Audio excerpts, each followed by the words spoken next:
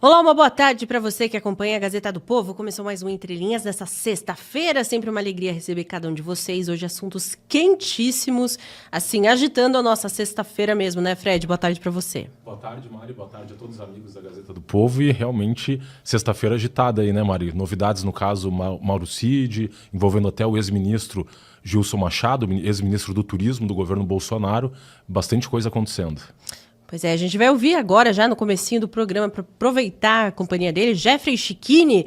Boa tarde, bem-vindo mais uma vez aqui ao programa Entre Linhas da Gazeta do Povo. Conta pra gente qual é a sua análise, né? A gente vendo aí Mauro Cid, depois dessa semana de depoimentos, depois de ontem ter saído aquela manchete na revista Veja, né, sobre ele ter mentido. Aí, de repente, a gente acorda nessa manhã, ele sendo detido e a caminho de ser preso, teve aí essa prisão revogada. Qual que é a sua opinião, sua análise sobre esses fatos?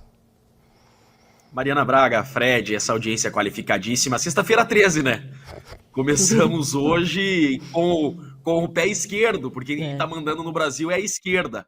E o sistema deu o Mauro Cid para os leões. Nada me tira da cabeça que... Olha só o que eu vou falar, hein? Olha só o que eu vou falar. Nada me tira da cabeça que quem está vazando esses áudios, quem está vazando essas mensagens do Mauro Cid é o próprio sistema. Para deixar o Mauro Cid na mordaça. Veja só, o Mauro Cid já deixou muito claro sua vulnerabilidade emocional, sua fragilidade emocional. O sistema me parece que está tratando o Mauro Cid como um sequestrador, trata um sequestrado. Oferece água para o sequestrado e já deixa o sequestrado feliz. Exatamente isso. Mauro Cid está na mordaça. Me parece que o sistema está soltando esses áudios, essas mensagens para chamar o Mauro Cid de canto e falar assim: veja, Mauro Cid, nós não somos tão maus assim. Vazou mais essa mensagem sua. Nós podemos revogar o seu contrato de delação premiada, nós podemos até prendê-lo, a não ser que você explique para nós o que é isso daqui, que você corrija, que você corrija essa falha, que você dê mais essa informação, que você contribua mais com esse ponto. Tá muito claro que essa é a forma do sistema tratar o Mauro Cid. Nunca na história do Brasil se viu uma prisão preventiva decretada e minutos após ser revogada. Isso deixa muito claro estarem se utilizando da prisão preventiva para forçar delação premiada. Aquilo que é proibido pela lei. A prisão preventiva não pode ser utilizada para forçar delação premiada. Estão usando a prisão preventiva para coagir Mauro Cid a dizer o que querem que digam. Tanto que agora a notícia é a quentinha, aqui para vocês da Gazeta do Povo, exclusiva, é que a delação do Mauro Cid foi mantida. Por óbvio, revogaram o mandado de prisão e mantiveram nos exatos termos o acordo. Por quê? Porque provavelmente o Mauro Cid trouxe mais alguma informação que eles querem que o Mauro Cid diga. O Mauro Cid é um papagaio nas mãos de ditadores, que ele repete e ele diz tudo o que querem que ele diga. É exatamente isso que está acontecendo no Brasil. Por quê? Na falta de provas, você tem o Mauro Cid para substituir as provas e então utilizarão tudo que eles têm, o Mauro Cid, para condenar opositores políticos e limpar o caminho das urnas de 2026. Mariana? Jeffrey, nós temos visto aí, né, essa questão agora da colaboração premiada do Mauro Cid, que entra em xeque, né, com essa reportagem bombástica da revista Veja, e você, inclusive, que está atuando aí, né, como advogado de defesa de um dos réus dos núcleos, né, que teriam, né, dessa suposta tentativa de golpe de Estado. Como é que você vê, diante da jurisprudência do Supremo Tribunal Federal, essa revelação desses diálogos do Mauro Cid, né, que estaria se utilizando aí de um perfil de rede social em nome da sua esposa, Gabriela? Foi inclusive perguntado pelo Dr. Celso Vilardi ali na sua oitiva no Supremo Tribunal Federal sobre a utilização dessa conta, que ele negou diante do Supremo e ali para o Brasil inteiro vendo, assistindo aquele interrogatório. Como é que você vê? Existe ali fundamento para eventualmente anular ser anulada essa colaboração premiada, considerando a própria jurisprudência do Supremo aplicada em tantos casos para livrar os mensaleiros e todos envolvidos no Petrolão e Lava Jato, e a gente vê, né, uma jurisprudência aí essa guinada, especialmente com a decisão do Toffoli. Como é que você vê essa questão e se caberia uma anulação dessa colaboração do Mauro Cid? Perfeito, Fred. Veja só, eu fui o primeiro advogado a pedir a anulação da delação do Mauro Cid por falta de voluntariedade. A legislação diz que uma delação premiada, para que ela exista, além de voluntária, ela tem que contribuir com a investigação. O Mauro Cid não é tecnicamente um delator, ele é um papagaio. Ele traz falas sem provas. Obviamente está sendo coagido, ninguém gostaria de ver uma filha de 18 anos presa. Qualquer pessoa defenderia sua filha nesse caso. Porém, o Mauro Cid, para defender sua família, ele está jogando na prisão, com o risco de pena de 40 anos, inocentes. A delação do Mauro Cid já deveria ter sido anulada. E com esses novos vazamentos, especialmente essa mensagem de agora, isso é motivo suficiente para a rescisão da delação do acordo do Mauro Cid. Por quê? Porque o artigo 4º, parágrafo 17 da Lei de Organizações Criminosas, que sustenta a delação premiada, diz que no caso de omissão do colaborador a algum fato, isso gerará a rescisão do acordo. Delação premiada é um acordo, é um contrato. E o acordo que o Mauro Cid fez é confessar um crime que ele não praticou e entregar pessoas por fatos que não praticaram, para que ele tenha, então, uma pena de 2 anos em regime aberto e não perca seu emprego. E, o principal, que sua filha de 18 anos, sua esposa e seu pai idoso não sejam processados e presos pelo mesmo crime que ele está sendo imputado. Vejam a gravidade disso. Então, a delação do Mauro Cid já deveria ter sido rescindida. A questão é, a jurisprudência do STF é no sentido de que, rescindindo a delação premiada, tudo o que foi produzido permanece válido. Aqui está a sacanagem. Eu até acredito, por várias vezes eu já pensei e tenho dito, que no final de tudo isso eles até vão rescindir a delação premiada do Mauro Cid. O Mauro Cid corre risco de estar sendo usado pelo sistema e será cuspido e vomitado por esse sistema. Eu acredito que o Mauro Cid terá seu acordo revogado e será punido a penas altíssimas e, inclusive, podendo ser preso na mesma cela com aqueles inocentes que ele está acusando injustamente. Acredito que o sistema está só usando o Mauro Cid e vai cuspi-lo, porque não se negocia com o ditador, não se faz acordo com o diabo, que é exatamente o que o Mauro Cid fez. Para que a delação do Mauro Cid seja anulada e tudo o que ele disse seja anulado, tem que ser uma prova ilícita. Nós, brasileiros, eu, advogado, todo mundo sabe que a delação do Mauro Cid é ilícita. Por quê? Porque não foi voluntária. Ela foi mediante coação. Porém, quem diz por último é o STF, e o STF nunca vai reconhecer que forçou o Mauro Cid a delatar. Só assim poderiam anular tudo que o Mauro Cid disse.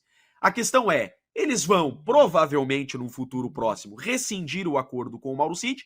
Quando o Mauro Cid não tiver mais nada para contribuir, eles vão, então, cuspir o Mauro Cid. E tudo que o Mauro Cid disse, confissão contra ele mesmo e acusações, ainda que infundadas, sem provas, contra Bolsonaro e os demais, permanecerão válidos.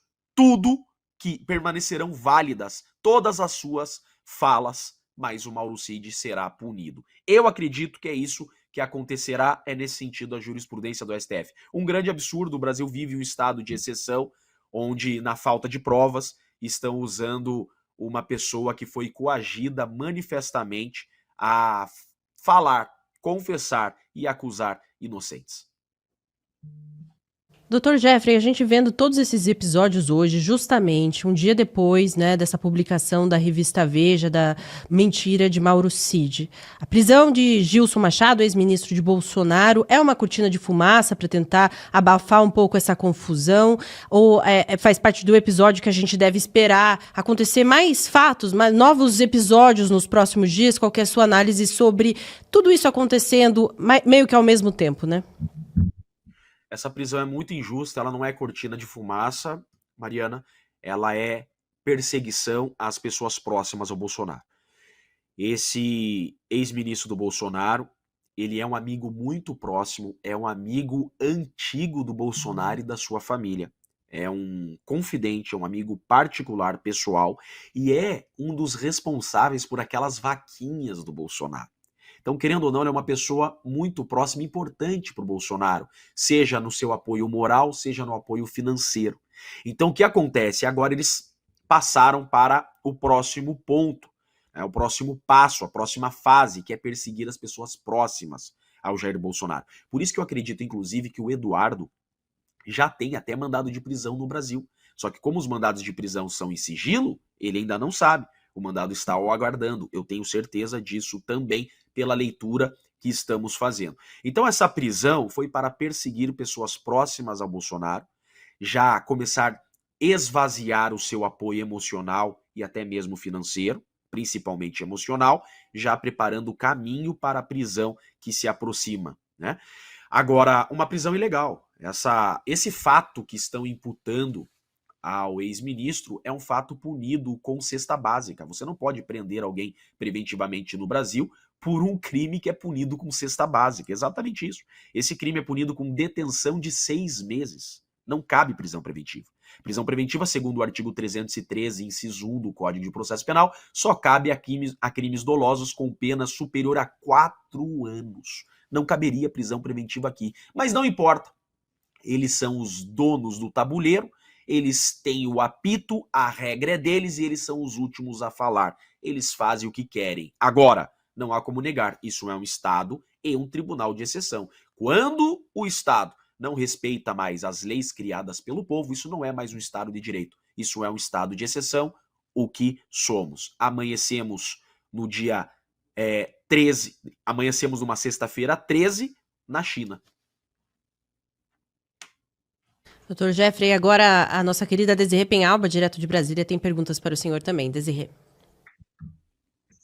Boa tarde, doutor Chiquini. Minha pergunta é o seguinte: o senhor acaba de dizer que esses áudios, essas mensagens que foram vazadas aí do Mauro Cid seriam pelo sistema, porque o sistema teria interesse em fazer com que ele ficasse, de certa forma, constrangido. Mas o sistema também é exposto, porque prova que o Mauro Cid está sendo coagido e o processo está à revelia da lei. Qual seria, então, o benefício do STF ou do sistema em si que essas mensagens fossem vazadas e que o processo fosse tão evidentemente legal, inclusive em se tratando até mesmo desse processo do próprio Alexandre de Moraes nos Estados Unidos, em cortes internacionais que estão tratando de direitos humanos, etc. Qual que é a visão do senhor sobre isso?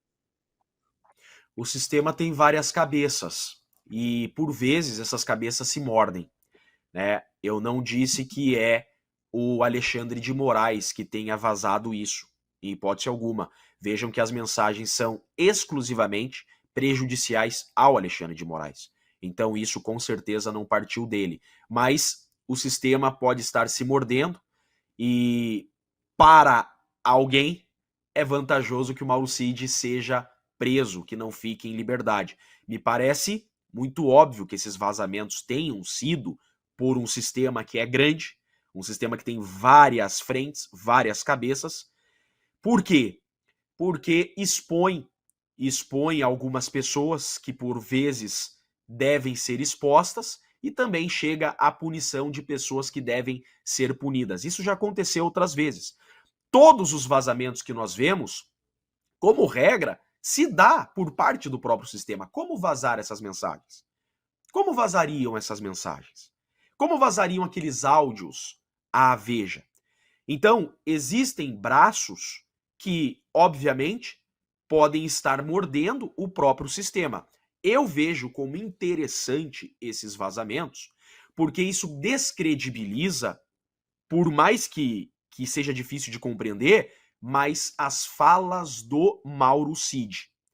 E como a jurisprudência do STF é no sentido de que se o delator ele se omite em alguns pontos, se ele se omite em algumas informações, isso gera rescisão do seu acordo, mas os efeitos da sua confissão permanecem. O que precisamos compreender é que a essência do seu depoimento permanece válida. Então, as informações que ele trouxe imputando crimes a terceiros permanecem válidas. Agora, aqueles pontos que ele omitiu de informações, isso pode gerar a rescisão e ele então acaba punido. Por que o sistema iria passar a mão na cabeça do Mauro Cid se ele fez parte do bolsonarismo?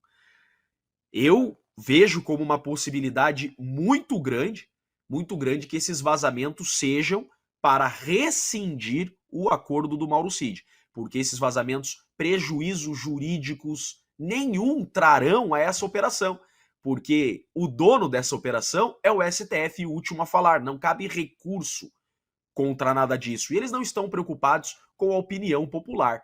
É um tabuleiro muito bem jogado e o que eles querem é punir todos. Eles não querem deixar ninguém de fora, tá muito claro isso para mim.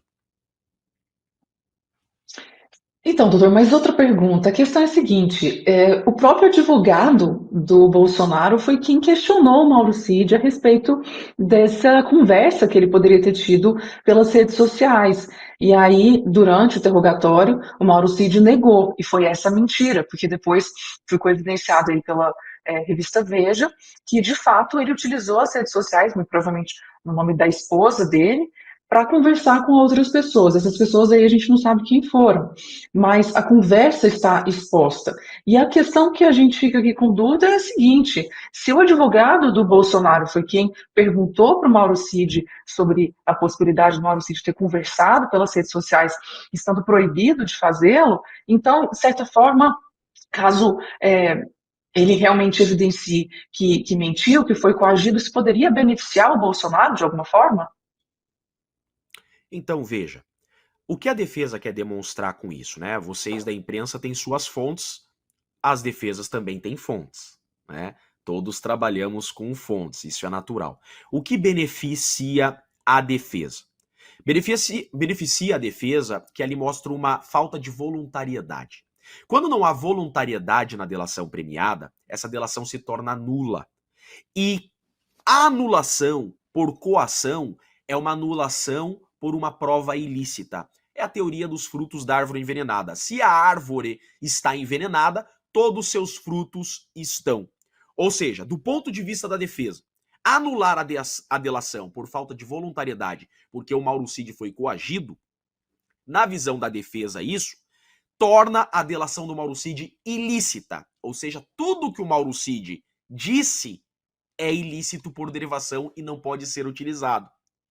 Agora, do ponto de vista da justiça, você rescindir o acordo com o Mauro Cid, porque o Mauro Cid descumpriu o contrato, uma vez que ele omitiu informações, do ponto de vista do acusador, é muito vantajoso, porque você ainda pune o delator. Você mantém tudo que o delator falou como válido, condena todo mundo que o delator entregou, inclusive o delator. Então veja, são dois braços aqui. Para a defesa é muito importante o apoio popular sobre isso, mas que para o sistema o apoio popular não importa mais, porque o sistema já está exposto, já estão censurando as redes sociais, é questão de tempo deles resolverem o apoio popular. O que eles querem, digo, o sistema é punir a todos, inclusive o Mauro Cid. Por sua vez, a defesa do Bolsonaro, que tem suas fontes, por óbvio, obteve, não sabemos como, essas mensagens, mas isso vem de fontes, com certeza, né? Para a defesa, essa mensagem foi maravilhosa, porque você expõe nacionalmente que o Mauro Cid, mais uma vez, se mostrou coagido. Ele diz nas mensagens, não, as respostas já estavam prontas. Como áudios que já foram vazados. Veja, para o sistema, vazar mais essas mensagens não muda nada. São no mesmo sentido de tantos áudios que a própria revista Veja já divulgou outrora. Então, na visão da defesa do Bolsonaro, esse vazamento é maravilhoso, porque escancara essa fragilidade e a ilicitude da delação. Porém, na prática, não muda muito, porque na prática é a Suprema Corte que vai decidir e é a última a falar e jamais vai confessar que agiu de forma ilícita com essa delação já homologada. Foi o STF que homologou a delação do Mauro Cid.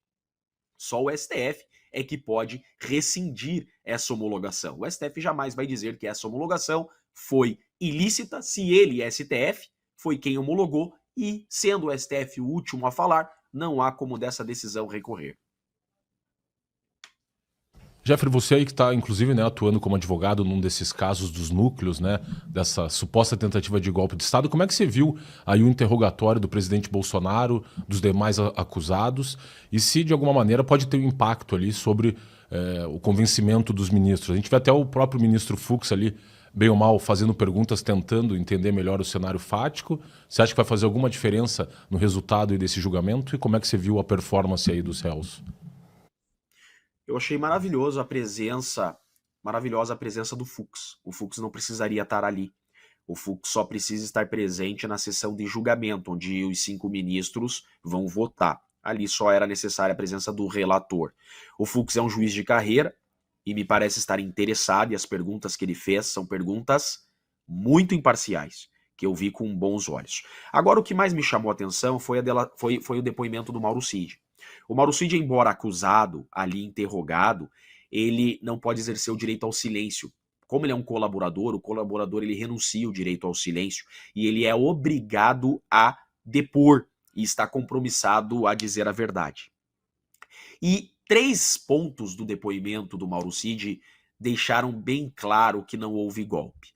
Primeiro ponto, ele disse que não havia organização criminosa, todos estão sendo acusados por organização criminosa. Ele disse que não havia grupo estruturado com divisão de tarefas querendo golpe, não havia união de pessoas querendo golpe. Eram bravateiros isolados que o presidente sequer dava bola. Pronto, o delator, a única prova da acusação, a única testemunha da acusação, disse que não teve organização criminosa. Outro ponto, o Mauro Cid traz a informação que na principal reunião, a reunião que prendeu Braga Neto, a reunião que já prendeu Felipe Martins, a reunião que prendeu os Kid Pretos, a reunião que está processando o Bolsonaro, diz a acusação que nesta reunião foi tratada sobre a trama golpista.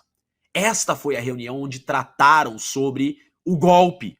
O Mauro Cid vem agora e diz que nesta reunião não trataram sobre golpe, que nessa reunião apenas criticaram o ministro Alexandre de Moraes. Veja, completamente diferente do que consta da denúncia da PGR, que tornou 38 pessoas réus. O terceiro e último ponto, eu acho que o essencial aqui, o mais importante também, inclusive para minha defesa, é o fato de que a denúncia da PGR diz que Alexandre de Moraes e Lula seriam mortos e os demais ministros seriam presos. O Mauro Cid disse que o Alexandre de Moraes seria preso e não morto, e mais ninguém, nenhum outro ministro seria preso. Também completamente diferente da denúncia. Mauro Cid disse expressamente, e eu não vi a imprensa tradicional divulgar isso, na reunião ninguém tratou de golpe. Ou seja, nem cogitação de golpe teve. Não teve ato de execução, não teve ato preparatório e agora, na boca do Mauro Cid, nem cogitação teve. Por isso que eu acredito que o Mauro Cid vai ser cuspido pelo sistema. O Mauro Cid causou um grande problema para esse sistema, foi ele que expôs a ferida inicial e ele vai pagar um preço por isso. Rescindirão o seu acordo.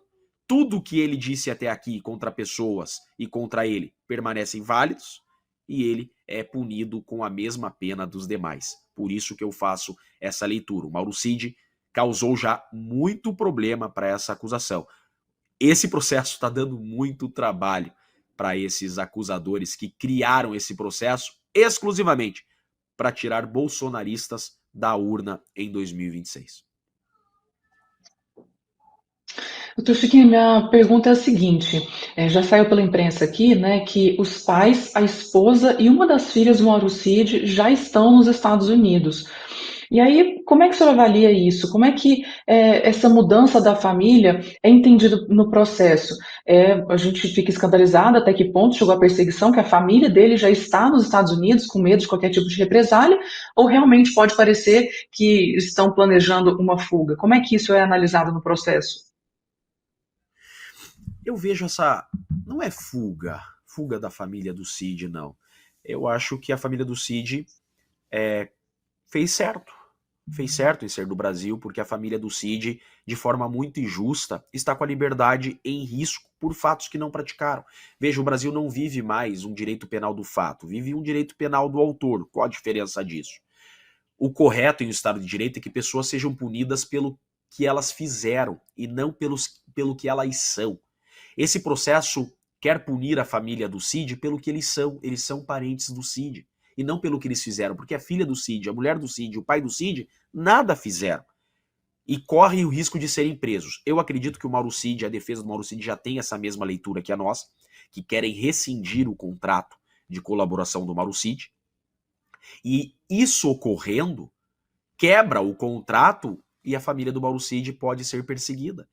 Faz parte do contrato com o Mauro Cid sua família não ser processada, sua família não ser presa. Se rescindirem esse contrato, o Mauro Cid vai preso, sua filha, sua esposa e seu pai idoso.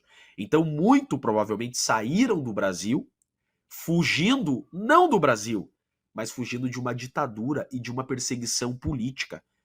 Fizeram certo em sair daqui, porque correm o risco de serem presos políticos, não pelo que fizeram, mas simplesmente por serem parentes do Mauro Cid, simplesmente por serem próximos ao Mauro Cid. Então, vejo dessa forma, pode ser até que tenha havido uma orientação da própria defesa do Mauro Cid, uma defesa experiente, muito experiente por sinal, que já deve ter tido a leitura, que vai muito mal, a delação do Mauro Cid vai muito mal, e rescindir a delação do Mauro Cid não traz prejuízo para o processo, só para o Mauro Cid e sua família. Doutor Jeffrey, até para não te segurar muito aqui, mas ainda, até para a gente depois introduzir o assunto que a gente vai tratar com Eli Vieira, nosso jornalista também, escritor, autor de importantes obras, eu gostaria de ouvir do senhor também qual a sua opinião sobre a fala do ministro Gilmar Mendes sobre, né, a admiração que os ministros teriam pelo regime chinês. E também a falta de pudor dos ministros, inclusive do presidente, ministro Barroso, usando muitas vezes o próprio termo censura, ele que em alguns momentos tentava disfarçar, dessa vez a gente viu até esses termos sendo utilizados ali sem nenhum pudor. Qual que é a sua avaliação? Perceba que a fala, a censura na boca do Barroso foi sem querer, né? Ele tentou engolir de novo a palavra ali, mas, né, uma palavra lançada não volta mais. É muito triste, né, vermos uma Suprema Corte louvar um regime comunista que não prestigia a Suprema Corte. É importante lembrarmos ao Gilmar Mendes que no regime comunista ditatorial de Xi Jinping, que ele vangloriou, lá não tem Suprema Corte. Lá, quem manda no país é o Xi Jinping, e não ministros com caneta. Ele só esqueceu desse detalhe, né? Ele disse gostar de um regime onde não há justiça. Inacreditável, o Brasil vive um grande pesadelo que nunca pensamos existir. Eu não tenho medo de errar, é com pesar que eu digo isso. Nós não vivemos um Estado democrático de direito.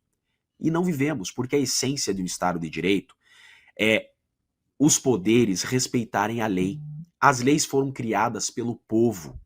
O povo detém o poder. Então, os poderes têm que respeitar e aplicar as leis criadas pelo povo sem exceção. Isso é um Estado de direito. Quando o Estado deixa de aplicar as leis criadas pelo povo e passa a criar suas próprias leis, isso é um Estado de exceção. É isso que nós vemos. Nós temos uma Suprema Corte, e não podemos confundir Suprema Corte com o Poder Judiciário, porque os juízes de primeiro grau são juízes sérios, honrados, que merecem nosso respeito. Tribunais de apelação, tribunais de justiça, TRF, são tribunais sérios, são juízes de carreira, são juízes que não vieram de partido político, são apartidários, não são indicações políticas. Esses juízes merecem nosso respeito e não merecem esse adjetivo que a Suprema Corte tem, infelizmente, recebido. Agora, o que estamos vivendo no Brasil é que o Brasil está sendo governado por um poder que não foi criado essencialmente para governar. O Poder Judiciário é um poder que não foi criado para administrar e governar. O Poder Judiciário serve para respeitar a Constituição, fazer valer a Constituição e as leis. O Poder Judiciário é o guardião da Constituição. E a partir do momento que esse poder está governando, está havendo uma usurpação desse poder e invadindo a independência do Poder Executivo. Isso não é uma democracia. E quando esse poder deixa de aplicar a legislação criada pelo povo, isso não é mais Estado de Direito. Então não somos um Estado democrático de direito.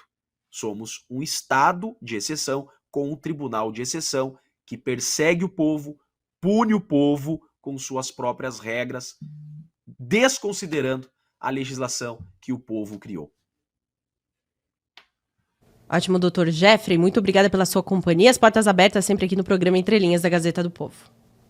Eu que agradeço. Uma ótima sexta 13 para vocês. Obrigado. Obrigada, igualmente. Tchau, tchau. Agora a gente vai receber Eli Vieira aqui no nosso programa, novamente recebendo Eli, sempre um prazer recebê-lo, meu querido amigo Eli Vieira, que inclusive escreveu um artigo na revista Spiked, renomadíssima revista, falando sobre o autoritarismo na América Latina. Boa tarde, Eli, conta pra gente sobre o seu texto, a repercussão e a importância, né, de tornar ainda mais conhecido o autoritarismo que a gente tem vivido aqui no Brasil. Boa tarde, Mariana, audiência da Gazeta do Povo, sempre um prazer estar aqui de volta à casa, né, que eu já fui aí um editor da eminente editoria de ideias da Gazeta do Povo. Pois é, Mariana, esse artigo, na verdade, eu escrevi 2 meses atrás, quando apareceu aquela, não tem um termo bom em português para isso, mas em inglês é puff piece, é algo como peça de propaganda, mas puff no sentido assim de bajular mesmo, sabe? Lá na New Yorker, a revista New Yorker, tradicional, revista lá dos Estados Unidos, que com orientação mais progressista ultimamente, né, não ultimamente, nas últimas décadas, é uma revista tradicional de lá. Então eu fiquei assustado com o nível de propaganda feita por aquele artigo, e essa foi minha resposta. O editor da Spiked finalmente publicou 2 meses depois, ele pediu desculpas por ter levado tanto tempo e, assim, com ênfase, você que é jornalista vai gostar de saber esses detalhezinhos de bastidor, que ele não só pediu desculpas pela demora, como me convidou a continuar escrevendo para eles. Então foi isso. Eli, como é que você vê aí a repercussão, né? A gente sabe hoje que provavelmente o ministro Alexandre de Moraes é o juiz mais famoso do mundo. Publicações, como você mesmo mencionou, na New Yorker, The Economist, tratando de tudo que tem acontecido no Brasil, Financial Times, Wall Street Journal. Você vê o mundo inteiro, as arbitrariedades praticadas no Brasil pelo ministro Alexandre de Moraes têm ganhado luz aí no mundo inteiro. Como é que você vê essa declaração ontem do ministro Gilmar Mendes de que ele admira o Xi Jinping, o regime chinês de censura, e a própria Mari lembrou há pouco que o próprio Barroso também mencionou explicitamente o termo censura, de que eles vão censurar as pessoas. Como é que você vê essa repercussão internacional e a declaração do ministro Gilmar ontem, falando que tomará como modelo a China, como se a China fosse exemplo de alguma coisa, né? A declaração do Gilmar, ela não é, assim, ela é chocante, realmente, ela não é grande novidade para mim, porque em março o presidente da corte do STF, o Luiz Roberto Barroso, foi à China, né? Aí ele voltou para o Brasil, foi lá em meados de 2024, voltou ao Brasil, aí o STJ fez um evento de parceria, um início de parceria jurídica entre Brasil e China, e trouxe justamente o Barroso para palestrar lá, e ele se disse vivamente impressionado com a China. Ele disse até assim que o quarto de hotel em que ele ficou lá na China era maior que a casa em que ele cresceu, sabe? Esse tipo de deslumbramento, parecia a Janja do STF. Aí, então, sobre a repercussão internacional, o que até ficou destoante nesse artigo de propaganda pró-Moraes na New Yorker é porque o resto da imprensa internacional tem coberto de uma forma crítica. O New York Times, por exemplo, o Jack Nickas é o principal autor aí, o correspondente de toda a América Latina para o New York Times, tem sido bastante crítico ao Alexandre de Moraes, assim, numa cobertura técnica bem feita, um jornalismo muito bem feito, um jornal que tem a mesma linha editorial da New Yorker, que é mais progressista, mas mostrando os abusos, né, e questionando, até teve uma entrevista com o próprio Barroso, em novembro do ano passado, se não me engano, e em que ele prometeu que ia ter o fim do inquérito das fake news e até agora nada. Ou seja, essa propaganda lá na New Yorker já não era na mesma linha das outras revistas. Agora, mas depois da New Yorker, né? Mas acho que foi em maio agora, a gente teve a The Economist, que é uma revista, a linha editorial é mais liberal, mas às vezes pende um pouquinho também de progressismo. E lá eles, para mim, parecia aquelas reportagens da Veja São Paulo, com o carinha lá que falava tomando champanhe, falando, pareceu isso, o modo como foi editado de uma forma inteligente o que o Moraes falou, porque ele falava ali que ele era o herói do filme, né? Qual filme? O filme dessas investigações, essa perseguição contra a direita, então transpareceu, né, o ego inflado do ministro ali. Outra declaração que pareceu bem ridícula, que ele disse que ele é um liberal clássico. Aliás, ontem, no julgamento do Marco Civil, ele veio citar de novo o filósofo inglês, o John Stuart Mill, alegando que os seus críticos é que não leram John Stuart Mill. Olha, sabe que me pareceu, eu não sei se é isso, mas me pareceu que ele estava me respondendo. Ou ele estava me respondendo, ou estava respondendo o Jacob Mchangama, que está lançando um livro agora no Brasil sobre liberdade de expressão. Porque eu e o Mchangama foram as pessoas que mais criticaram Moraes por esse abuso desse filósofo. E o que eu fiz foi pegar as partes das decisões do Moraes em que ele baniu o X, o Twitter e o Rumble, e eu levei lá para o Instituto John Stuart Mill da Inglaterra. Mandei um e-mail para eles, olha só, que um juiz no Brasil está fazendo em nome do filósofo em cujo nome vocês têm o instituto. E eles disseram que estavam muito surpresos, perplexos, de que um juiz usaria o filósofo liberal em nome da censura, para praticar a censura. Então, ontem, parecia então que era uma resposta do Moraes, não sei, talvez foi outra coisa que ele viu por aí, em que ele mistura os argumentos do filósofo, ele, na tentativa de mostrar que são os críticos que não leram o filósofo, para mim ficou bem claro que ele não leu o filósofo. Mas, enfim. Eli Vieira, que honra recebê-lo mais uma vez aqui no programa Entre Linhas, a gente te espera mais vezes, viu? Sempre um prazer estar aqui, só chamar, Mari. Um abraço para vocês, bom trabalho. Até a próxima, bom trabalho.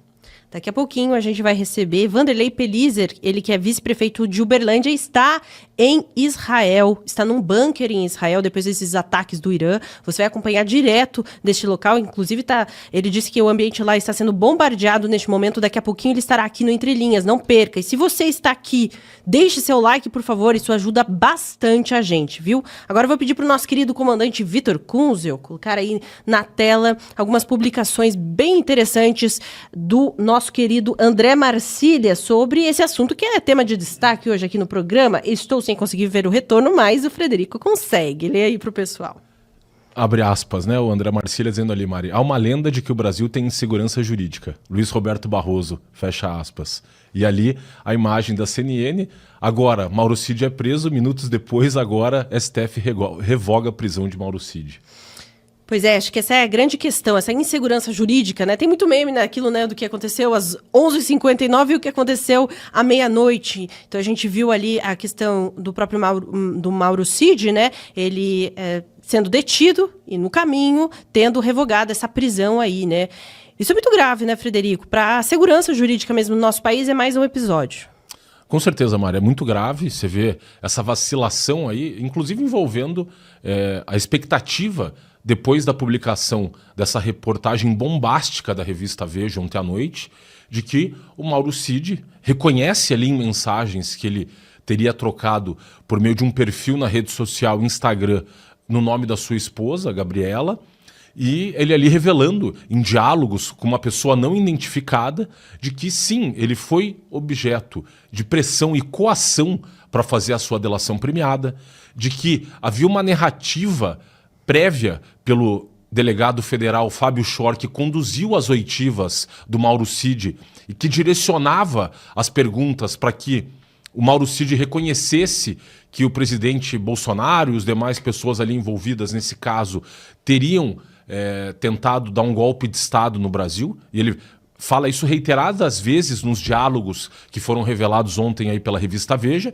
de que ele, insistentemente, o delegado da Polícia Federal, usava o termo golpe, golpe, golpe, quando ele, Mauro Cid, em nenhum momento utilizou esse termo, até porque a gente sabe, a partir inclusive dos interrogatórios que foram feitos nessa semana com o presidente Bolsonaro e com os demais réus aí do Núcleo 1, dessa farsa jurídica, né, do processo da falsa tentativa de golpe de Estado, de que em nenhum momento houve, tanto por parte do presidente Bolsonaro, por parte dos demais militares, do comandante da Marinha, do Exército e da Aeronáutica, de uma tentativa aí de golpe. De fato, eles estavam discutindo ali, só em termos, cogitando a possibilidade de eventual decretação de estado de sítio ou de defesa, que foi logo descartada e que não passou de uma discussão muito breve sobre o tema, e tão logo descartada, nem voltaram mais a discutir isso. E você vê ali que o Mauro Cid reconhece, primeiro, que ele foi vítima de coação nesses diálogos, e, portanto, aí uma causa de nulidade da sua colaboração premiada, que tem entre os seus requisitos de validade a voluntariedade, ou seja, a pessoa que vai fazer um acordo de colaboração premiada é mais ou menos quando você vai, para as pessoas, né, terem uma noção, o que é esse acordo de colaboração premiada? Ele é um acordo como se fosse um contrato. Imagina que botam uma arma na sua cabeça e fala que, olha, assina aqui esse contrato de compra desse carro. É óbvio que um dos elementos do contrato ali é você ter uma vontade livre e consciente. Senão, esse contrato padece de um vício e tem que ser anulado, devidamente anulado. E, portanto, aí você tem nesse diálogo o reconhecimento de que o acordo de colaboração celebrado pelo Mauro Cid e a Polícia Federal, e, né, depois ali, inclusive com a intermediação do ministro Alexandre de Moraes, que é mais uma violação aí da lei das organizações criminosas, de que a celebração desse acordo não foi voluntária. E pior, sobre o conteúdo da delação, de que esse conteúdo também não era verdadeiro. Se ele, em nenhum momento ali pelas partes, se foi reconhecido nesses interrogatórios durante essa semana, de que não houve uma discussão acerca de um golpe de Estado e de que o uso dessa palavra veio a partir da insistência pelo delegado federal Fábio Chor, que é aí o capanga do ministro Alexandre de Moraes na Polícia Federal, que ele é o delegado responsável por todos esses inquéritos, desde o inquérito lá das fake news e todos os desdobramentos desde a instauração do inquérito das fake news. Ele, obviamente, atuando a mando ali do ministro Alexandre de Moraes, forçou essas declarações do Mauro Cid de forma a incriminar tanto o presidente Bolsonaro quanto os demais acusados desse núcleo 1 do processo, Mari. Então, você vê aí claramente essa vacilação. Por que o ministro Alexandre de Moraes revogou a prisão do Mauro Cid? Justamente com o receio de que isso gere a expectativa nas pessoas de que esse acordo vai ser anulado. Porque, à luz do direito e da razão, e de todos os fatos revelados aí por essa reportagem da revista Veja, esse acordo tem sim que ser anulado, até porque, se nos lembrarmos, o doutor Celso Vilardi, o advogado do presidente Bolsonaro, ele fez uma pergunta específica para o Mauro Cid. Mauro Cid, em algum momento você utilizou a conta de titularidade de Gabriela R., com um numeral que eu não me recordo agora, e a resposta do Mauro Cid foi muito enfática. Não utilizei e não me recordo dessa conta, e a gente tem então essa revelação de que sim, ele se utilizou de uma conta de uma rede social, inclusive violando o próprio acordo que ele havia celebrado, que impedia que ele se utilizasse de redes sociais e viesse a travar qualquer tipo de diálogo que tivesse como teor o sigilo decretado aí da sua colaboração premiada. Então, ali, mais do que causas, sobram causas para nulidade desse acordo de colaboração, e você vê a preocupação do ministro Alexandre de Moraes de revogar a prisão, porque, à luz do direito, sim, ele teria que ser preso e teria que ser anulado esse acordo de colaboração que está aivado desse vício grave da falta de voluntariedade e de que ele havia dado essas respostas, de alguma maneira influenciado pelo delegado da Polícia Federal, Fábio Chor, Mari. Ótimo. Frederico, agora a gente vai chamar novamente a Desirê, direto de Brasília. Ela que tem uma nota exclusiva em relação ao caso do ex-ministro Gilson Machado e vai comentar também sobre as mensagens do Mauro Cid que podem anular aí a delação. Desirê.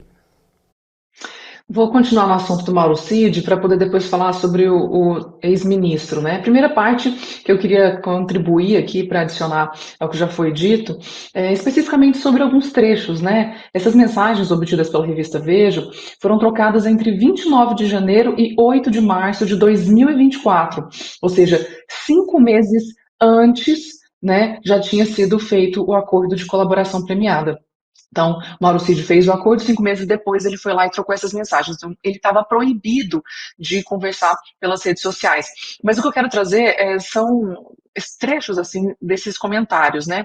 Ele menciona, a princípio, que o delegado responsável pelo inquérito tentava manipular as suas declarações e diz que Alexandre de Moraes já teria decidido condenar alguns réus antes mesmo do julgamento. E aí, sobre o delegado, ele fala assim, ele sabe tentar te conduzir para onde ele quer chegar.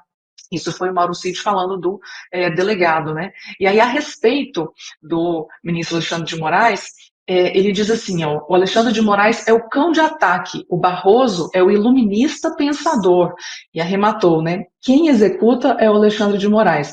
Aí, sempre criticando bastante a postura do ministro relator, que é o Alexandre de Moraes, e aí ele varia, inclusive trouxe até, de certa forma, um achincalhamento aqui com relação à postura do Alexandre de Moraes. Ele diz assim, isso o Mauro Cid falando sobre o Alexandre de Moraes, ele diz assim que o Alexandre de Moraes tem talento, mas para ser um grande pensador Netflix.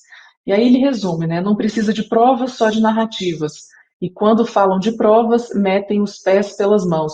Como foi com o FM. FM aqui, fazendo referência ao Felipe Martins, que em seguida ele diz, né? Que não viajou aos Estados Unidos. Então ele demonstra realmente que nessas conversas ali, de forma bastante confortável, pelo jeito ele confiava bastante na pessoa com quem ele estava conversando, ele de fato está jogando o jogo, mas sem acreditar muito que existe alguma esperança com relação a esse processo que seja minimamente idôneo. Agora, trazendo para vocês aqui, né, tema também hoje de destaque do nosso programa em relação à prisão do ex-ministro Gilson Machado, a gente teve aqui uma nota exclusiva que ele mandou para nós aqui do programa Entre Linhas. Ele disse assim, ó, estou muito triste com isso, o meu pai é um exemplo para mim e me ensinou valores importantes como integridade e família. Nunca cometeu um crime em toda a sua vida. Honro esses ensinamentos e estarei junto dele e da minha mãe, apoiando meus pais nesse momento. Perdão, esse foi o Gilson Filho, que é o vereador, né, falando a respeito do pai que está preso. Agora que eu entendi aqui, porque eles mandaram 2 mensagens. Então essa é a mensagem do Gilson Filho, que ele é vereador lá na cidade de Recife, em Pernambuco, e aí agora a mensagem do Gilson Machado Neto, que é o ex-ministro que está preso. Ele disse assim, ó, diante da decretação da minha prisão preventiva nessa quinta-feira, ele colocou quinta-feira 13, mas foi sexta-feira 13, né? Venho a público reafirmar minha total inocência.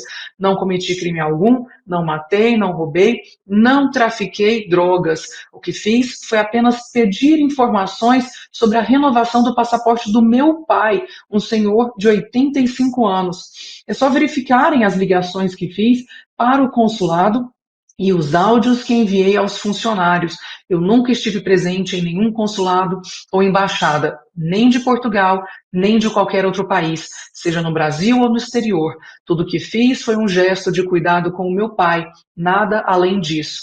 A justiça divina tarda, mas não falha. Então essa sim foi a mensagem aqui do ex-ministro Gilson Machado para nós, demonstrando bastante indignação com tudo que aconteceu, porque, segundo o que ele declarou, inclusive lá na polícia, foi que não tem nenhum registro que ele teve contato com Mauro Cid. Pelo contrário, o contato que ele teve com o consulado foi especificamente para tirar o passaporte do seu pai, que já é um idoso. Enfim, vamos aguardar agora as próximas informações, Mariana. Ótimo, Desirê, a gente já volta contigo aí.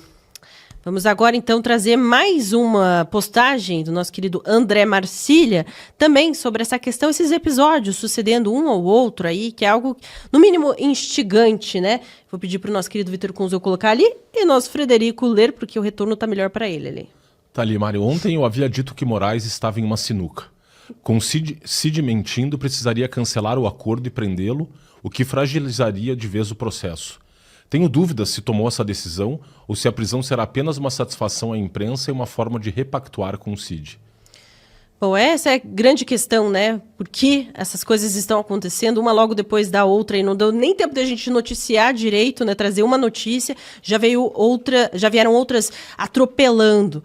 Só para dar uma informação para o pessoal que está nos acompanhando, a gente falou sobre o vice-prefeito de Uberlândia que está em Israel dentro de um bunker e que quer participar conosco. Ele está tentando se conectar, está bem difícil a conexão, mas assim que ele conseguir, ele estará aqui no Entre Linhas. Enquanto isso, vai deixando seu like, que é bem importante.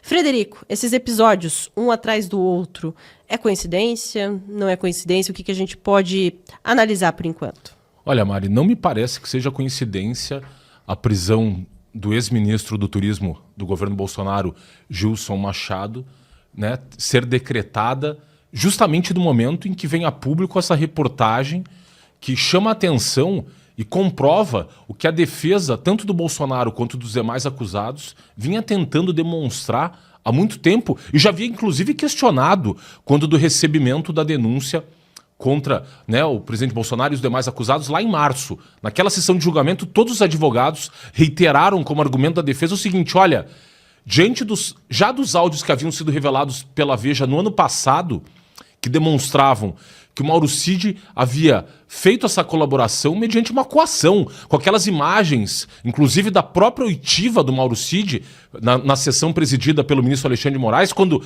o ministro, pela lei da organização criminosa, nem poderia ter participado ali da condução da colaboração premiada, pois cabe essa condução da colaboração tanto à Polícia Federal quanto ao Ministério Público e não ao juiz. O juiz depois ele só vai avaliar a regularidade, a validade e se aquela colaboração havia sido obtida mediante voluntariedade do réu colaborador. Quando a gente sabe que o ministro, no diálogo ali, nas imagens que foram divulgadas para o público, o ministro Alexandre de Moraes deixou muito claro que, olha, se você não colaborar, eu vou para cima da sua esposa e da sua filha. Porque, para as pessoas se lembrarem, essa investigação que redundou no processo de tentativa, da suposta tentativa de golpe de Estado, ela partiu do que a gente chama, numa investigação lá do cartão de vacina do presidente Bolsonaro e do Mauro Cid, mas que a gente chama em direito de fishing expedition, né? Quando você joga uma rede no mar lá para pegar os peixes e vai recolhendo um monte de objetos, e é justamente isso. O pretexto para chegar no presidente Bolsonaro, a princípio, foi a questão do cartão da vacina.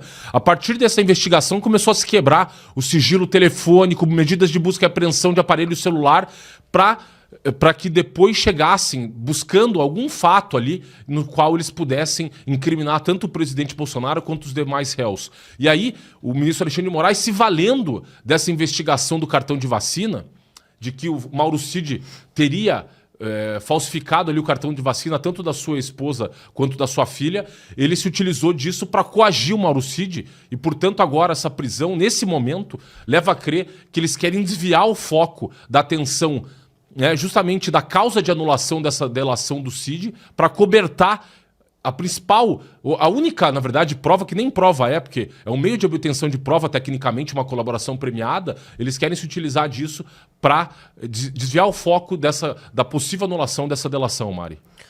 Ótimo, Frederico. Agora sim a gente vai tentar estabelecer essa conexão com o vice-prefeito de Uberlândia, Vanderlei Pelizer, ele que está num bunker em Israel, no meio de todo esse acontecimento, né? A gente vê uma escalada na relação entre Israel e Irã. Boa tarde, seja bem-vindo aqui ao nosso programa Entre Linhas. Conta pra gente como foi nessa situação, se movendo aí, sendo transportado para um bunker. E, pelo que nos informaram, teve novo bombardeamento agora. Conta pra gente, por favor.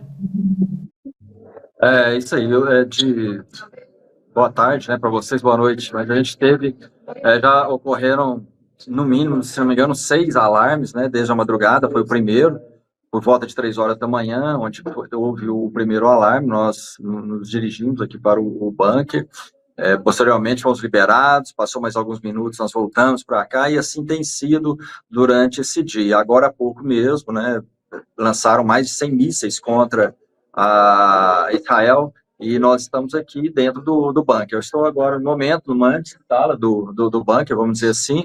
É um local também seguro, faz parte do bunker. Eu estou aqui com certa segurança, porque lá dentro está impossível, está uma agitação tremenda lá, muita gente lá. O senhor já conseguiu algum contato com a Embaixada Brasileira? Ela já está prestando assistência aí aos senhores? E se há alguma expectativa de, eventualmente, de volta para o Brasil, que eu imagino que o aeroporto, nesse momento, esteja fechado, né? Se o senhor já tem informações aí a respeito de uma possível volta para o Brasil.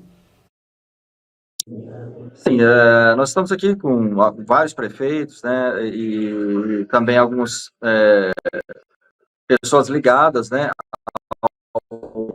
ao Congresso, que tem contato lá, e no meu caso o deputado Júnior Amaral, o deputado federal, e nós já solicitamos, entramos em contato com a embaixada, existe a possibilidade, mas tudo vai depender do espaço aéreo ser liberado.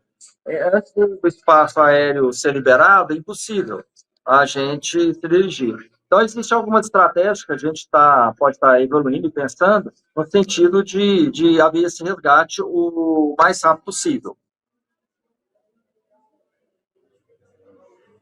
Ótimo, a gente agradece demais pela sua participação aqui. A gente espera, né, que tudo se encaminhe da melhor forma por aí, viu? Muito obrigada.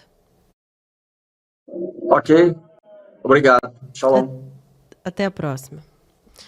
Bom, agora nós vamos receber aqui no nosso programa Ramiro Rosário, ele que é vereador, para analisar também essa escalada em relação às disputas entre Israel e Irã. Boa tarde, seja bem-vindo aqui ao programa Entre Linhas da Gazeta do Povo. O senhor pode fazer uma análise para a gente, né? Muita gente está tentando entender ainda o que está acontecendo. Perfeito. Uma boa tarde, um prazer estar mais uma vez com vocês aqui, todos que nos acompanham pela Gazeta do Povo. Parabéns pelo trabalho. Nós estamos vivenciando uma escalada, obviamente, todos já acompanham isso há bastante tempo, havia diversos indícios e movimentos ao longo dos últimos dias de que esse ataque seria iminente, o ataque de Israel ao Irã, que nada mais é do que a busca de Israel pelo seu direito de sobrevivência. Israel só tem duas opções: existir ou ser aniquilado. O regime iraniano, ao longo de toda a sua história, desde a Revolução na década de 70, com o comando dos ayatolás, promete a extinção, promete o fim do Estado de Israel e de todos aqueles que eles consideram também infiéis, tanto é que promovem ações terroristas ao longo de todas as últimas décadas em diversos locais do mundo, inclusive aqui no Brasil e também na Argentina. Vale lembrar aqui todo aquele episódio que nós tivemos da Associação Judaica em Buenos Aires, com o atentado à AMIA, que matou mais de 80 pessoas e que ao longo de toda a investigação se comprovou que o regime iraniano que agiu diretamente financiando e fazendo toda a operação deste atentado na cidade de Buenos Aires, o que foi inclusive encoberto pela presidente, que não era presidente ainda, Cristina Kirchner, e isso foi inclusive objeto de uma denúncia contra ela, e o promotor do caso acabou sendo assassinado, acabou morrendo, né, em causas não conhecidas, obviamente, oficialmente, no seu apartamento sozinho, um dia antes de mostrar a denúncia de que Cristina Kirchner teria um envolvimento ali para acobertar a participação do Irã no atentado da AMIA em Buenos Aires. Então essa relação do regime iraniano vai muito além do Oriente Médio, vai muito além de uma disputa local, ideológica ou religiosa. Na verdade, o Irã é um regime completamente imprevisível, um regime cruel contra o seu próprio povo, que enforca homossexuais, que oprime mulheres e que é muito perigoso para toda a humanidade, não apenas para Israel. E Israel, obviamente, sendo o primeiro alvo prioritário desse regime, lança esse ataque para se proteger, para evitar que em poucas semanas o Irã já pudesse ter com ele 9 ogivas nucleares, né? Benjamin Netanyahu fez essa afirmação.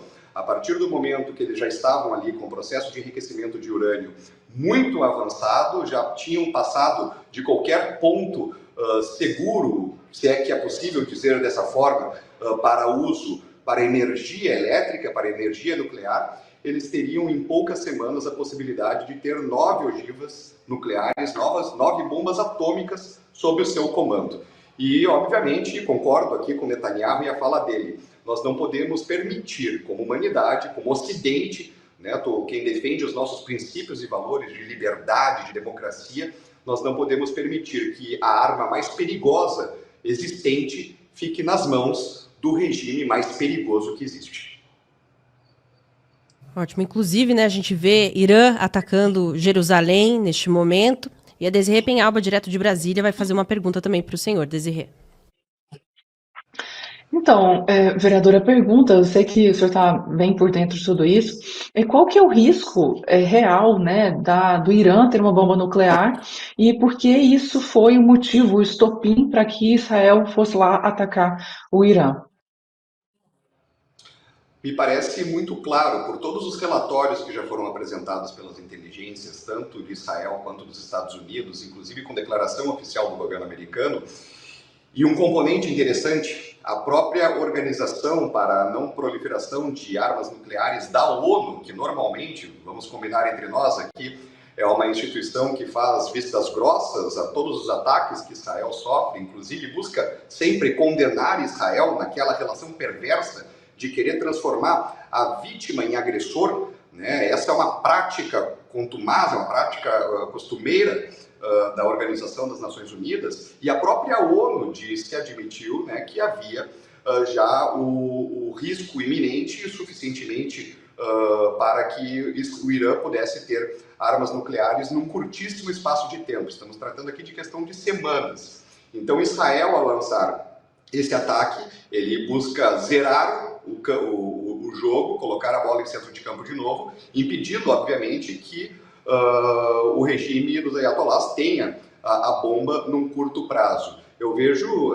esse ataque como um ataque preventivo, né, pelo direito de existência do próprio Estado de Israel, das pessoas que lá estão, e não é apenas a comunidade judaica, né? O Estado de Israel é uma nação livre, nós temos judeus, nós temos cristãos, nós temos árabes, inclusive, nós temos árabes compondo o parlamento israelense, né? Então, é uma nação verdadeiramente livre e qualquer tipo de ataque, atentado, ela não é direcionada única e exclusivamente à comunidade judaica, né, aos israelenses judeus, mas sim a todos que estão lá nesse território, inclusive brasileiros, como aqui mesmo vocês estavam entrevistando também, que são pessoas que ficam sob essa mira constante do ódio do regime islâmico dos ayatollahs. Importante também colocar que eles utilizam, o Irã utiliza muito seus proxies, né, que são esses braços armados, esses grupos terroristas, tanto no Oriente Médio quanto fora dele. A exemplo dos Houthis no Iêmen, a exemplo do Hezbollah no Líbano, a exemplo do Hamas na faixa de Gaza. Todos esses atores, eles recebem armas, dinheiro, treinamento, munição do regime iraniano, né? Então, vocês imaginem o risco que teria a humanidade de nós termos ali todo um componente nuclear, né, envolvido nisso, com a disponibilização de armas, sem qualquer tipo de controle, sem qualquer tipo de transparência para a comunidade internacional. Essas armas, com muita facilidade, poderiam cair nas mãos destes grupos que poderiam finalmente fazer um atentado terrorista nuclear, como a gente já viu em inúmeros filmes e séries e livros ao longo aí da história, né? E finalmente poderia acontecer esse atentado, esse ataque nuclear com relação a esses grupos, graças à arma desenvolvida pelo Irã, né? Até mesmo a União Soviética, quando foi dissolvida, se teve todo um acompanhamento muito próximo para que se essas armas existentes ainda no período soviético não caíssem em mãos erradas, não caíssem na mão de grupos terroristas. E imaginem agora nós termos um regime que declara abertamente o seu ódio ao Ocidente, a Israel, aos Estados Unidos, com grupos armados e organizados e treinados por eles, com a capacidade de ter uma bomba nuclear. Vale lembrar que os Houthis, por exemplo, ali no Iêmen, eles controlam uma das passagens mais importantes que nós temos no comércio internacional e de navios, onde inclusive poderia facilmente qualquer carga ser colocada em embarcações com destino a grandes centros populacionais ocidentais, né? E isso é um fato muito grave e, obviamente, precisa ser combatido. Minha última pergunta para encerrar, até para esclarecer, né, porque muitas pessoas não sabem exatamente todo esse perigo que acontece no Oriente Médio. É sobre como o senhor avalia a postura do Lula, porque afinal de contas ele tem demonstrado aí apoio ao Irã e isso nos preocupa bastante. Como é que o senhor avalia a postura do Brasil e os riscos que o Brasil então enfrenta ao apoiar o Irã e essa possível força militar que eles podem chegar a ter para realmente causar danos ainda maiores se não forem impedidos para tal? Eu faço uma afirmação aqui para todos que nos acompanham na Gazeta do Povo. Lula trabalha para que o Irã tenha a bomba atômica. Lula trabalha para que o Irã tenha a bomba atômica. E isso não é de agora. Isso é desde o seu primeiro mandato.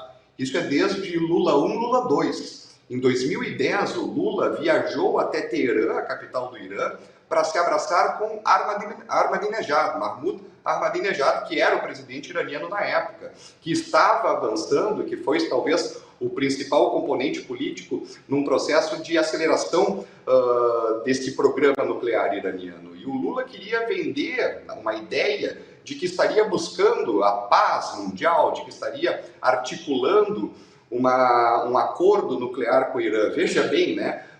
Com todo respeito ao nosso país, mas quem somos nós aqui para articular um acordo nuclear com o Irã, ainda mais favorecendo o Irã, né? Isso nada mais é do que trabalhar efetivamente para que o Irã tivesse sim acesso a armas nucleares. E ao longo desse terceiro mandato de Lula, essa aproximação que o governo brasileiro tem feito com esse regime autocrático, esse regime totalitário, esse regime cruel, fica cada vez mais evidente. Vale lembrar quando nós tivemos o episódio dos navios iranianos de guerra, navios da marinha iraniana, atracando nos nossos portos, atracando nos portos brasileiros. O Ocidente, muito especialmente os Estados Unidos, ainda alertaram, fizeram pressões dizendo o governo brasileiro, né, não facilite, não oportunize que os seus portos sejam utilizados pela Marinha do Irã, que faz exercícios militares, inclusive recentes, como foi o caso no Golfo, ali no Golfo próximo ao Irã, justamente no Golfo Pérsico, justamente para que em parceria com a Rússia e com a China, numa clara demonstração de um novo eixo do mal que existe no mundo, que é articulado muito especialmente por essas três ditaduras, as ditaduras dos ayatolás, a ditadura de Xi Jinping e a ditadura de Putin, que estão promovendo diversas guerras e instabilidades no mundo inteiro. Então, o regime iraniano tem essa facilitação pelo governo brasileiro.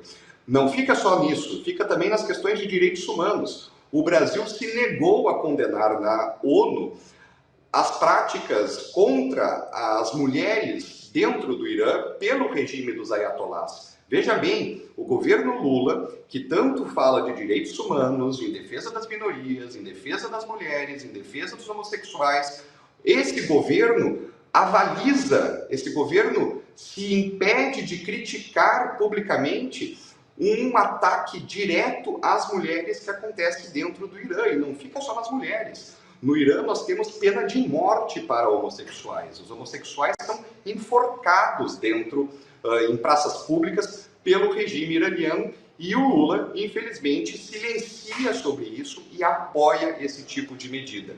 E isso também é uma série de insegurança para nós aqui no Brasil. Há poucos meses foi denunciado, numa investigação da Polícia Federal, que o Hezbollah, que é do Irã, é um dos grupos armados pelo Irã, estava com um agente do Hezbollah aqui dentro do território brasileiro para promover um atentado no nosso solo.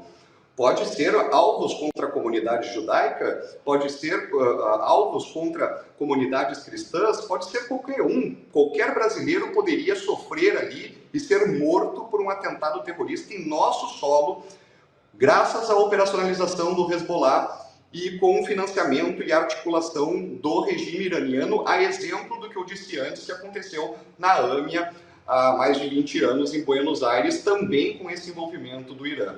Mais do que isso, a Polícia Civil de São Paulo já teve também investigações que comprovaram que doleiros brasileiros de origem árabe, no caso específico de origem palestina, estava lavando dinheiro do PCC lavando dinheiro de uma organização criminosa, terrorista que nós temos no nosso país e que está infiltrada cada vez mais dentro do Estado brasileiro, nas mais variadas esferas de governo. E esses doleiros lavam dinheiro do PCC para mandar para o terrorismo internacional, para mandar para o Oriente Médio, para financiar também estes grupos. Isso é muito grave, isso acontece na nossa tríplice fronteira, isso acontece aqui no meu estado, no Rio Grande do Sul, na região do Chuí. Inclusive a Polícia Civil de São Paulo, nessa investigação sobre a lavagem de dinheiro do PCC, mostrou também que uma das saídas de dinheiro para financiar grupos terroristas aconteciam aqui no Chuí, na divisa do Rio Grande do Sul com o Uruguai. Ou seja, essa aproximação é perigosa, essa aproximação traz prejuízos concretos e imediatos para todos nós brasileiros. Muito obrigada, vereador. Volte mais vezes aqui ao programa Entre Linhas. Fico sempre à disposição de vocês, parabéns pelo trabalho. Muito obrigada. Agora, sextou, né? A gente vai naquele ritmo sextou mesmo para o Frases da Semana com o nosso querido Omar Godoy. Omar, boa tarde. Quais são as frases aí selecionadas para, né, a tão esperada sessão Frases da Semana no Domingão da Gazeta do Povo? Conta pra gente. Boa tarde, Mariana, Frederico, Desirê, todo mundo que está acompanhando o Entre Linhas nessa sexta-feira.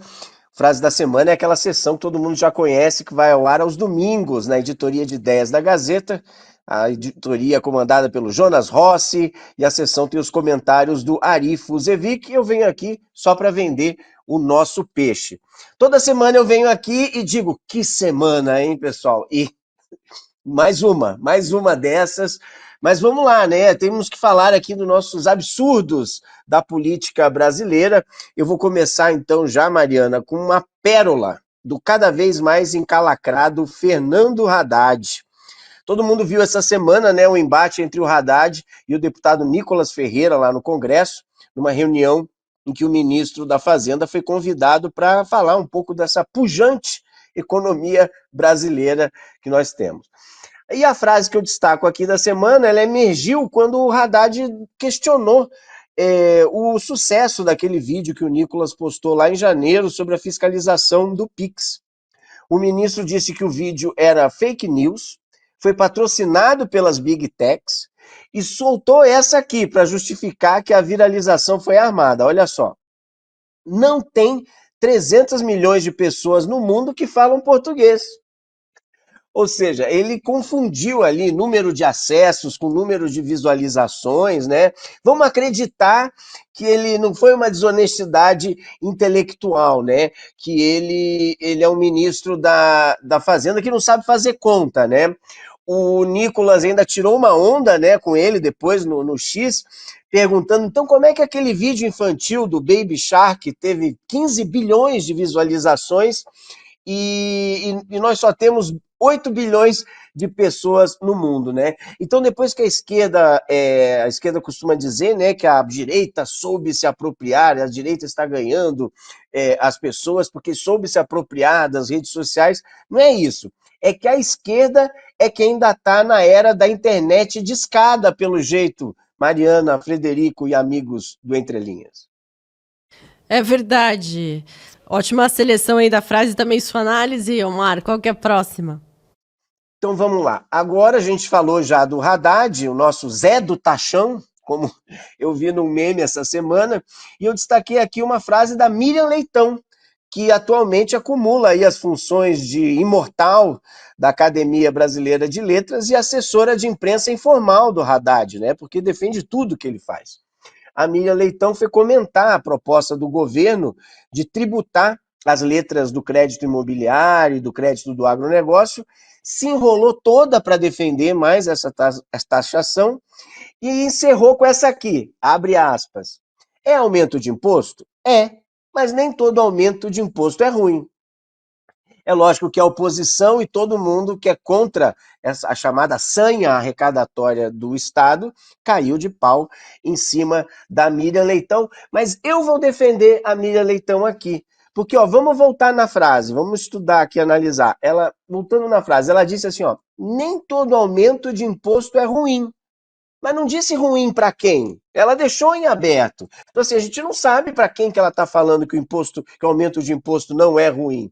Então é isso. Mais uma injustiça, Mariana e Frederico, contra a nossa imortal da ABL e assessora informal do Haddad. Viu, Omar? Acho que é a primeira vez que eu concordei com a Mira Leitão essa semana, que ela até falou que teria que ser revogada a prisão do Braga Neto. Teve um surto aí de sanidade e falou algo razoável pela primeira vez. Antes do Omar falar a próxima frase, eu quero fazer um convite para você. Assine a Gazeta do Povo. A gente tem uma promoção especial, R$ 1,90 por mês, pelos 6 primeiros meses. É só acessar gazetadopovo.com.br/oferta ou então apontar aí a câmera do seu celular para esse código que você vê aqui na tela. É imperdível! Assinando a Gazeta, você tem acesso ilimitado a todo o nosso conteúdo exclusivo. Inclusive, amanhã temos coluna Entre Linhas na Gazeta do Povo, mais uma entrevista exclusiva. Além de, é claro, um timaço de colunistas da Gazeta do Povo e matérias especialíssimas dos nossos jornalistas como o Omar. Omar, qual que é a próxima? Bom, a última frase da minha seleção, ela é tão grave que eu acho que não entra nem naquela categoria do vamos rir para não chorar, né? É a frase supracitada aí dos últimos dias e reveladora do ministro do STF, Gilmar Mendes, sobre a China. Reveladora porque quem ainda não estava acreditando agora acreditou, né? Na sessão que discutia um controle ainda maior das redes sociais, o ministro meteu essa aqui. Nós todos somos admiradores do regime chinês, do Xi Jinping, que diz assim, a cor do gato não importa, o importante é que ele casse o rato. Bom, ele trocou as bolas aí, né? Como a gente sabe, ele confundiu de ditador, errou de ditador. Essa frase da cor do gato é do tirano Deng Xiaoping, que sucedeu o Mao Tse Tung e começou aquelas reformas econômicas na China. E também essa história do gato, não importa a cor do gato, não sei, hein, gente? Isso aqui também podemos questionar isso. Mas o pensamento que ainda ecoa, né, a afirmação que ainda ecoa, é essa aqui. Nós todos somos admiradores do regime do Xi Jinping. E ele não falou assim, só eu que sou admirador. Não, ele apontou todos ali no STF, né? Então, assim, a Suprema Corte de um país democrático dizer que admira um regime totalitário, ditatorial, é grave demais. E daí, para encerrar essa minha participação, eu vou parafrasear aqui um falecido jornalista de Curitiba, que ele dizia assim, sabe aquela história do morro e não vejo tudo, né? Ele completava a frase assim, morro e não vejo tudo, mas tenho visto tanta coisa que está valendo por tudo que eu não vou ver. É isso que a gente está vivendo no Brasil nesses últimos anos, Mariana, Frederico e todo mundo que está acompanhando Entre Linhas. É verdade, inacreditável. Muito obrigada, viu, Omar? Sempre bom contar contigo aqui nas sextas-feiras. Eu que agradeço o espaço, bom final de semana para todo mundo. Vamos dar uma relaxada aí, se acalmem. Segunda-feira tá todo mundo de volta. Segunda-feira tá todo mundo de volta para começar a batalha novamente. Um abraço para todos. Se cuidem aí. Obrigado, um abraço. Não sei se o final de semana vai ser tranquilo, no ritmo que estão as notícias aí no Brasil, né? Mas agora eu vou passar a bola pro finalzinho aqui do programa para Desirê Penhalba, nossa querida repórter, comentarista, apresentadora também. Ela que vai contar para vocês, dar dicas aí para vocês acompanharem. Principalmente quem tá no sul aqui, tá bem frio, mas para todo mundo que tá aí num clima romântico pós-Dia dos Namorados, tem dica excelente pro fim de semana. Desirê. Então, Mariana, para quem não sabe, eu também escrevo na coluna de ideias, mas especificamente na coluna de cultura, aqui na Gazeta do Povo. E para esse final de semana, a gente fez uma seleção de 6 filmes para o Dia dos Namorados. Sim, para vocês que querem ver aí alguns filmes interessantes que falam de amor à moda antiga. Exatamente, a nossa seleção buscou prestigiar aí filmes que são bonitos, que passam mensagem de amor, que foram mais extensos do que simplesmente um namoro superficial, mostrando também como era o namoro antes da vinda da rede social, quando tinha ou telefone ou cartas para a gente se comunicar. Então, foi aí uma seleção bastante romântica para vocês. Espero que vocês gostem dessa nossa seleção. E lembrando que a coluna de cultura sempre traz filmes importantes, filmes edificantes, fora de toda essa agenda woke, fora dessa toda agenda panfletária de esquerda que a gente não aguenta, né? Que é a maioria dos filmes, documentários e séries que a gente tem acompanhado. Então a gente faz questão de fazer uma curadoria e vocês que assinam a Gazeta do Povo têm esse acesso imediato aí. Então procurem para vocês terem excelentes filmes de amor à moda antiga para passar junto com o amor de vocês durante esse final de semana. E a gente se vê na segunda-feira.